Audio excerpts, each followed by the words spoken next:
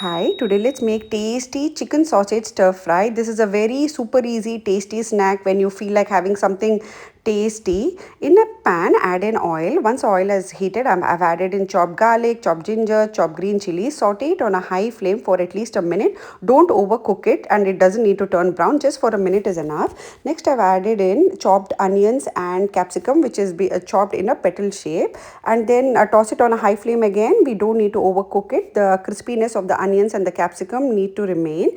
Next, I've added in sausages. Here I've used chicken sausages. You can use any kind of sausages. Again, toss it on a high flame till the chicken sausage cooks. Now I've added in some turmeric powder, salt to taste. Now I'm adding in some basic sauces like green chili sauce, soy sauce, red chili sauce, along with some tomato ketchup, and I've added in just a pinch of sugar just to balance the flavor, and toss it really very well.